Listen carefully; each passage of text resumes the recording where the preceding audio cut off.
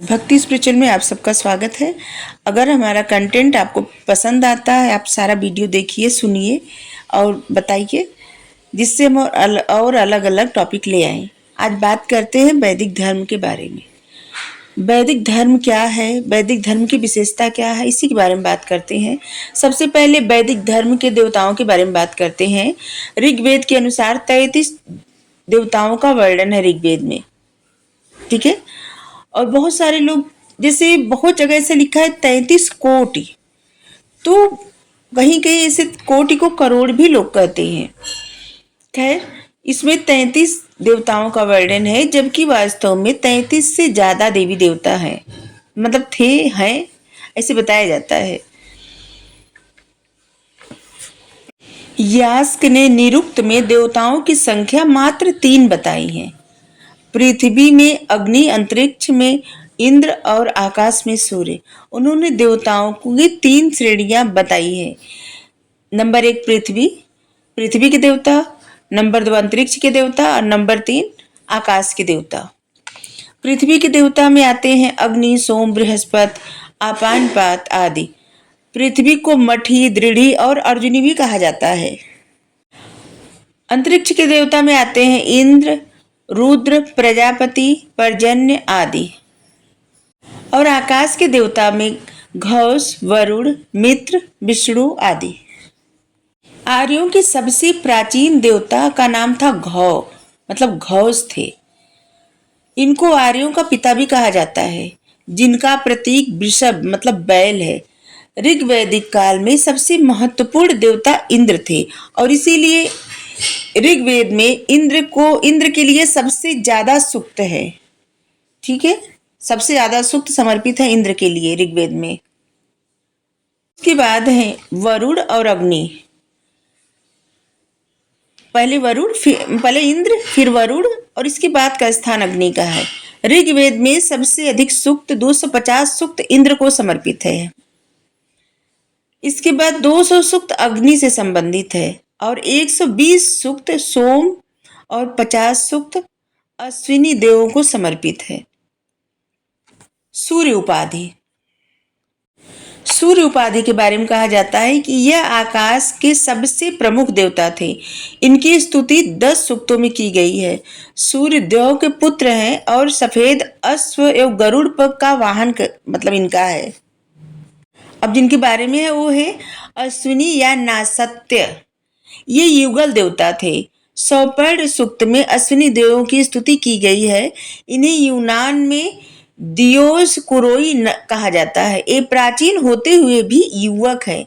इनको देवताओं का चिकित्सक, दत्र मतलब अद्भुत, रुद्रवर्तनी, हिरण्यवर्तनी मतलब स्वर्ण के मार्ग वाले, और इनका वाहन गधा था। मधु के साथ इनका घनिष्ठ संबंध है और वे मधु के प्रेमी हैं। इनके विषय में प्रचलित था कि इन्होंने समुद्री यात्रियों की रक्षा की, लोगों को कृत्रिम पांव लगाया और वयस्क महिलाओं के लिए पति खोजा, मतलब हस्बैंड खोजे। सूर्य अश्विन के रथ पर सदा रहती हैं। सूर्य अश्विन के रथ पे सदा रहती हैं। अश्विन कुमार के रथ को एन पत्वा मतलब बाज और गिद्ध की तरह उड़ने वाला बताया गया है। इसके बाद आते हैं मित्र। शपथ तथा प्रतिज्ञा के देवता है मित्र। मित्र को वरुण का नेत्र भी माना जाता है।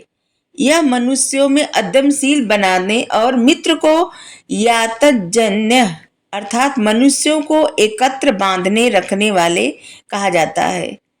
मित्रता, यही मित्र देवता है। जो मित्रता कराने वाले हैं यही मित्र देवता है। इसके बाद पूषण उपाधि। मुक्ति के पुत्र अजास्व, करमभाषी, विश्वदेवश, पुष्टिम्भर, आध्रुड़ी पूषण मार्गों की रक्षा करते थे और प्रेतात्माओं को पृथ्वीलोक में ले जाने का काम इन्हीं का है। इनके हाथ में स्वर्ण की माला तथा अंकुश है। इनकी सवारी बकरा थी। यही गोपाल को तथा पथभ्रष्ट पशुओं के संरक्षक, मार्गों के अध्यक्ष तथा यात्रियों के निर्देशक और रक्षक थे। इसके बाद आते हैं विष्णु। ऋग्वेद में 3 डेगों के प्रसिद्ध सूर्यलोक के देवता हैं। उत्तर वैदिक काल में इन्होंने ही वरुण का स्थान लिया है। जो 33 देवताओं का वर्णन है उनमें 8 वसु हैं, 11 रुद्र हैं, 12 अश्विन है, नहीं 12 आदित्य है, आदित्य या फिर कह सकते हैं घौ। और इसके बाद देवता है जो कि इनके यहाँ पे वर्णन नहीं है ऋग्वेद में। ऋग्वेद में सिर्फ 33 देवताओं का वर्णन है। और इसके बाद है वरुण को धृत व्रत भी कहा जाता है, असुर सम्राट, स्वराट, क्षत्रिय, उरानास।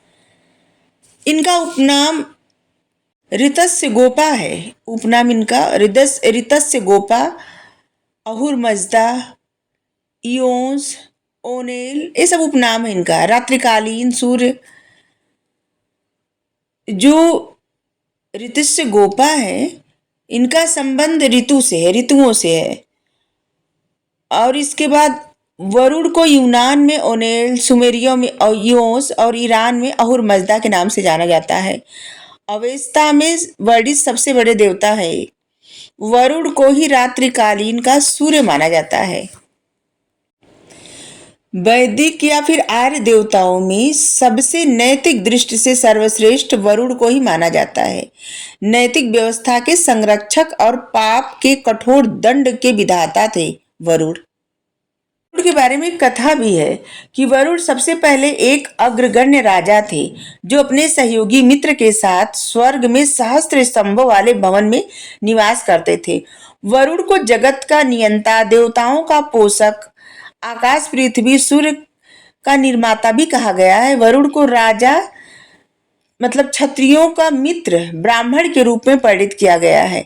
ये समुद्र के देवता थे और समुद्र के संबंध रखने के कारण ही वरुण पश्चिमी दिशा के अधिपति माने जाते हैं। पश्चिमी देशों में इसीलिए वरुण की पूजा की जाती है क्योंकि ये समुद्र से संबंध रखते हैं। वरुण वरुण सभी मनुष्यों के कार्यों का निरीक्षण सूर्य रूपी नेत्र से करते हैं तथा दुष्कर्मियों को जलोदर रोग से पीड़ित कर देते हैं। पापियों को बांधने के लिए उनके हाथ में पास रहता है। एक सूक्त छोड़कर ऋग्वेद के वरुण एवं मित्र का उल्लेख साथ साथ हुआ है। वरुण और मित्र आदित्य वाले 8 तथा 12 देवताओं के समूह के सदस्य थे। वरुण को राजत्व, सार्वभौमिक सत्ता के रूप में भी चित्रित किया गया है। सूक्तों में उनके नेत्र को स्वर्णिम वस्त्रों का उल्लेख किया गया है। वे स्वर्ण के वस्त्र पहनते थे। इसके बाद है अग्नि। अग्नि को कहा जाता है कविक्रतु, ऋतुगोपा, धूमकेतु, हिरण्यदंत, पथकृत, हर घर का आते थे। उच्छान, वशान, पिता, बंधु, मित्र, वैश्वानर, तनुनपात, द्रविड़ोदस, नराशंस, यो जातवेदा या जातवेदस। ऋग्वेद में अग्नि को विधाता, केतु या झंडा भी कहा गया है। अगर आप पढ़ाई कर रहे हैं तो आपके लिए महत्वपूर्ण है। तो अगर आप एग्जाम का प्रिपरेशन कर रहे हैं तो आपके लिए महत्वपूर्ण है क्योंकि ये सब आता है एग्जाम में। अग्नि का उपनाम जो है उसका नाम है मध्यस्थता, ऋत्विज मतलब पुरोहित, यज्ञ का देवता, ये सब अग्नि का उपनाम है। अग्नि की विशेषता क्या है? अग्नि खुद देवता होकर दूसरे देवताओं को यज्ञ में लाते थे और इसी कारण अग्निहोता पुरोहित के मध्यस्थ हैं। मतलब अग्नि में अगर आप कुछ भी डालेंगे तो देवताओं तक पहुंचता है। हवन, होम, ये सब होता है ना। यज्ञ अग्नि में अग्नि को दिया जाता है इसीलिए क्योंकि वो देवताओं तक पहुंचे और इसीलिए कहा जाता है कि अग्नि सभी देवताओं को अपने साथ ले आते हैं किसी भी यज्ञ में, पूजा में। ठीक है, इसलिए एक नाम इनका मध्यस्थता भी है क्योंकि मनुष्य अग्नि देवताओं और मनुष्यों के बीच में मध्यस्थता भी कराते हैं। ठीक है, और अग्नि एकमात्र ऐसे देवता हैं जिन्हें आकाश, अंतरिक्ष और पृथ्वी तीनों में शामिल किया जाता है, तीनों जगह। वैदिक काल में अग्नि को ध्वस का पुत्र भी कहा गया है। अग्नि का त्रिगुण रूप था क्योंकि इनकी पूजा 3 वेदियों पर की जाती थी। गार्हपत्य अग्नि मतलब बेत्ताकार वेदी, आवनी अग्नि वर्गाकार वेदी तथा दक्षिणाग्नि चंद्राकार वेदी। सबसे पहले गार्हपत्य अग्नि को प्रज्वलित किया जाता है। 3 वेदियों के द्वारा यज्ञ होता था पहले। सबसे पहले जो अग्नि प्रज्वलित की जाती जिसमें वो था गहतव्य वेदी। शेष दोनों अग्नियों को उसी अग्नि के द्वारा मतलब प्रज्वलित किया जाता था। अग्नि गृहपत इसीलिए वे पिता से तुलनीय है। देवताओं में वह मनुष्य के निकटतम है। अग्नि के अनेक जन्म बताए गए हैं। वे अंतरिक्ष में मेघों की टकराहट जल से उत्पन्न होते हैं और पृथ्वी पर लकड़ियों से। ऋग्वैदिक काल में एक और भी देवता बहुत महत्वपूर्ण हुए थे, वे हैं सोम। इनको यूनान में बहुत माना जाता है। ईरान में इनका नाम होम, यूनान में डियाविसस, ऋग्वेद में सोम को मौजवद भी कहा जाता है। इनकी उपाधि है विरुद्ध, औषध, वनस्पति का स्वामी। ऋग्वैदिक काल में इनकी जो विशेषता है वे श्रौत यज्ञों के आयोजन में सोम पूजा होती थी, ठीक है, और ब्राह्मण का राजा सोम ही होता था। सबसे पहले सोम रस के निर्माण का श्रेय मनु को दिया जाता है। 9वें मंडल में संपूर्ण 114 सूक्त सोम को समर्पित हैं। 114 144 नहीं 114 ही है। हाँ 114 सूक्त सोम को समर्पित है। अन्य मंडलों में इनकी स्तुति 6 सूक्तों में की जाती है। अतः सोम को समर्पित ऋग्वैदिक सूक्तों की संख्या 120 है। ऋग्वेद में मुंडक सूक्त में सोमरस निकालने में जुटे ब्राह्मणों के संगीत पूर्ण पाठ का उल्लेख है। प्रातः, मध्याह्न और रात्रि में सोम रस क्रमशः गायत्री, त्रिष्टुप तथा जगती छंदों के उच्चारण के साथ निकाला जाता था। छांदोग्य उपनिषद में सोम को देवताओं का अन्न भी कहा गया है। और इसके बाद अन्य देवता जो हैं उनके बारे में भी बताएंगे, लेकिन वो दूसरा और वीडियो बनाएंगे, क्योंकि आप लोग बहुत लंबी वीडियो शायद मतलब ऑडियो जब सुनते हैं तो शायद उबने लगते हैं, इसलिए अभी भी काफ़ी ये लंबा है, बहुत कुछ बताना है आपको, तो इसलिए आज के लिए थैंक यू।